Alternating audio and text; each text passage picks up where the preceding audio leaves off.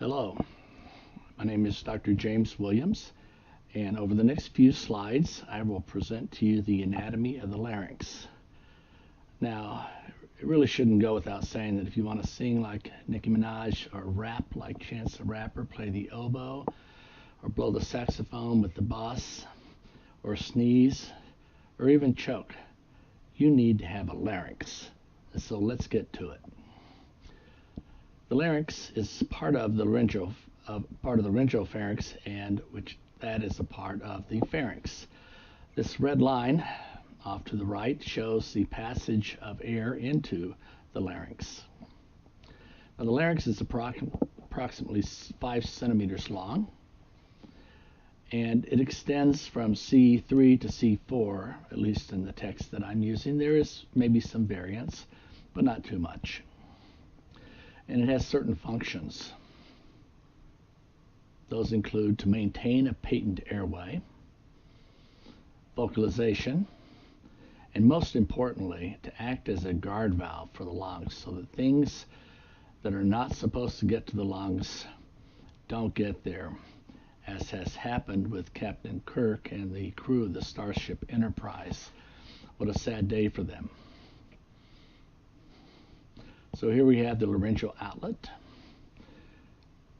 the epiglottic cartilage, which forms part of the outlet or inlet, depends on which way the air is flowing, vocal cords, the thyroid cartilage, and the cricoid cartilage.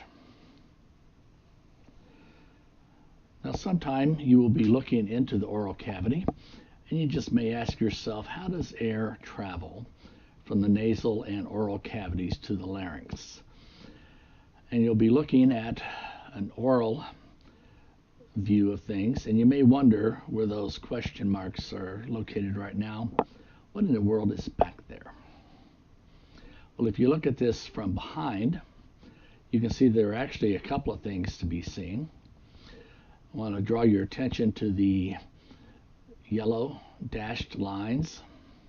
I do apologize ahead of time for some of these arrows that seem to be going nowhere. I just couldn't get them off your diagram, and I like this diagram, so we're going to use it. There's an opening from the nasal cavity into the nasal pharynx, which is called the choanine. And there's an opening from the oral cavity into the oral pharynx called the fauces. And these two permit air to reach backwards and go downwards into the laryngeal inlet. If you're going to have a larynx, you have to have a skeleton. And this skeleton is made up largely of cartilage. And the three cartilages that provide structural support are the epiglottic cartilage, seen here, the thyroid cartilage, which consists of two lamina, a superior thyroid notch, the laryngeal prominence, or the Adam's apple, a superior horn, and an inferior horn. And then finally we have the signet shape ring of the cricoid cartilage. Now notice the cricoid cartilage really doesn't come into view here because the cricothyroid muscle is covering them up. And then we have what are called lesser cartilages. And they're not called lesser because they're lesser in importance. It's just that they're smaller. And they are paired. So let's do a quick review of the larynx. We have the body of the hyoid bone, the epiglottic cartilage, the thyroid cartilage, the cricoid cartilage, the tracheal cartilages, the thyrohyoid membrane, which we will look at a bit later, the false vocal cords or vestibular fold, and the true vocal folds or vocal fold itself. And then we have some associated ligaments. The largest of the lesser cartilages is the arytenoid cartilage. An arytenoid cartilage is pyramidal in shape, and it attaches to vocal ligaments and folds. Sitting right on top of the arytenoid cartilage is the corniculate cartilage, which helps to extend the reach of the arytenoid cartilage. And then finally, cuneiform cartilages, which are embedded in the quadrangular membrane and the airy epiglottic folds. So I've mentioned a few folds and membranes here that we need now to examine. The first is the thyrohyoid membrane. It extends between the hyoid bone and the upper edge of the thyroid cartilage. And you see it pointed out here. And you'll notice that there's an aperture in it off to the side, and this aperture is for the internal branch of the superior laryngeal artery and the internal laryngeal nerve. In order to see the others, we need to look from above into the larynx. The quadrangular membrane, it ascends and attaches alongside of the epiglottic cartilage, forming an upper free edge, which contributes to the airy epiglottic folds. And they are named for what they attach, the arytenoid cartilage and the epiglottic cartilage. Next, we have the false vocal folds, which are called vestibular or ventricular ligaments. They extend from the thyroid to the arytenoid cartilages superior to the true vocal folds. The cricothyroid ligament lies between the arch of the cricoid and the thyroid cartilage. And then inferior to the false vocal folds, we have the true vocal folds, which consist of the free edge of the conus elasticus, some elastic fibers covered directly with epithelium. And again, these are the true vocal folds that contain the vocal ligament. Now we're going to have to take another view to see the conus elasticus. And in this view, we can see in orange a cone of elastic tissue. Therefore, it's called the conus elasticus. And it is on the superior border of what we call the subglottic space or the infraglottic cavity. As we look at the laryngeal cavity, we can divide it into three continuous parts. The upper part is known as the vestibule. It extends from the adatus to the vestibular folds and contains the airy epiglottic folds, as seen here.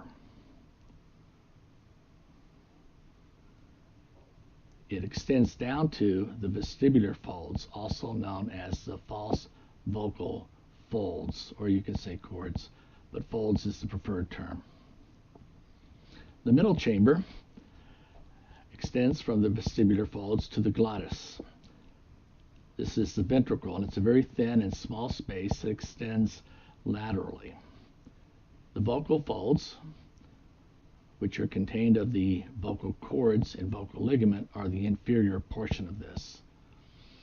And then another term that's used here is the glottis, which is made of the vocal folds and the fissure or space between these.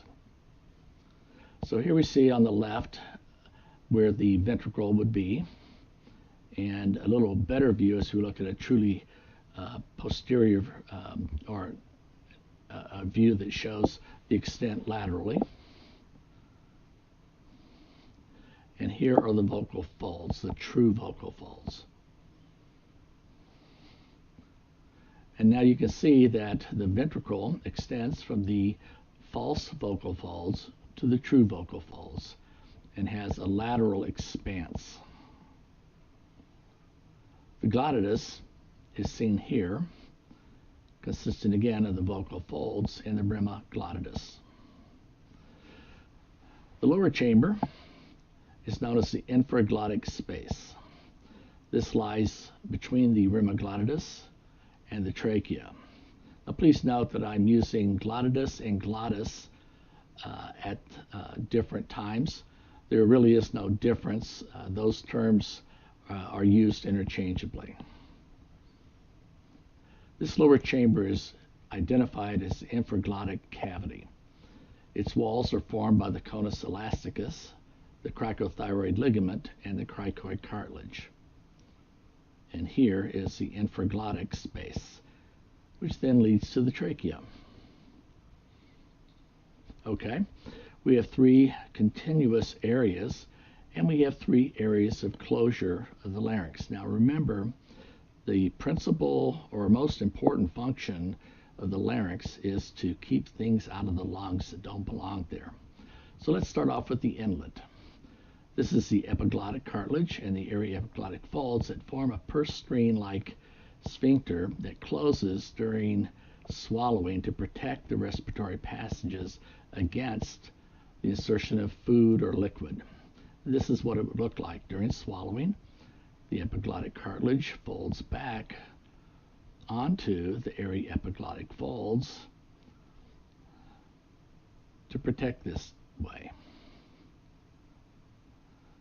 Next, we have the vestibular folds that can assist in trapping air that makes it possible for you to produce an increased intrathoracic pressure as you employ this in coughing, or intra-abdominal pressure increases that assist in voiding.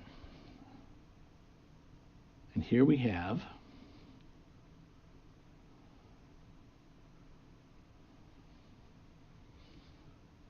the vestibular folds approximating each other and closing off this area. Now the third and most dramatic apposition of closure would be the vocal folds, and this is going to occur in phonation or asphyxiation, and I hope the second never happens to you. Here we have the true vocal folds snapping shut together in asphyxiation or coming closer together for the vibration caused by the vocal cords and then the voice. There are muscles of the larynx to consider. Many of these that are extrinsic muscles you've already seen, and they can be grouped into muscles that elevate the larynx and muscles that depress the larynx. And then there are intrinsic muscles. These are muscles that arise and insert completely within the larynx, and their names are noted here. Note that they attach to the lesser cartilages as well. These intrinsic muscles are muscles that open and close the glottis. We have sphincters or adductors that close the glottis, and the listing of muscles is there. We have dilators and abductors that open the glottis. We have muscles then that regulate tension on the vocal folds, which would include the cricothyroid and the vocalis muscles. Next, let's take a look at the innervation of the larynx. Let's orient ourselves first. Here we have the thyrohyoid membrane, the Adam's apple, the cricothyroid muscle covering the cricoid cartilage, the cricothyroid ligament, the trachea, the right and left subclavian arteries, and the right and left vagus nerve that are extending inferiorly from the inferior vagal ganglion. Let's consider first sensory innervation to the larynx. The supraglottic mucosa is innervated by the internal laryngeal nerve, which is a branch of the superior laryngeal nerve. And this would provide innervation all the way down to the vocal folds. The area from the vocal folds downward would be innervated by the left and right inferior or recurrent laryngeal nerves. What about autonomic innervation?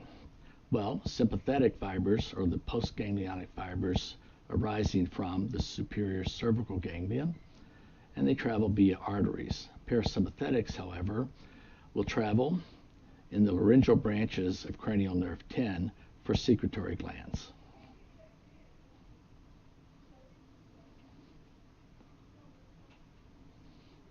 Now we can take a look at motor innervation. All intrinsic muscles are innervated by the inferior or recurrent laryngeal nerve of the vagus, as seen here.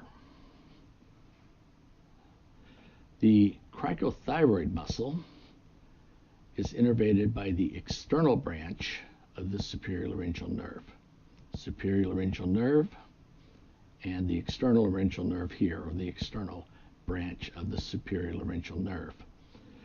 If the recurrent laryngeal nerves are damaged, such as in crushing from a tumor in the trachea or that region where lymph nodes are covering the area and crush the laryngeal nerve, a voice can still be made by regulating the tension on vocal folds via the cricothyroid muscle, which has a separate innervation.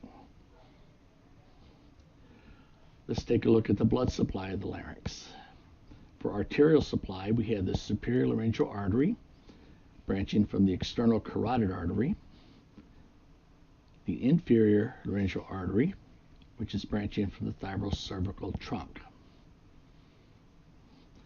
Venous return is fairly straightforward. We have superior laryngeal veins that drain into the superior thyroid veins and then into the internal jugular veins. The inferior laryngeal veins drain into the inferior thyroid veins and then the brachiocephalic trunk. And so there you have it for the larynx. So if you're going to sing, rap, play the oboe, play another reeded instrument, sneeze or cough, you got to have a larynx. I hope this has been helpful. Goodbye.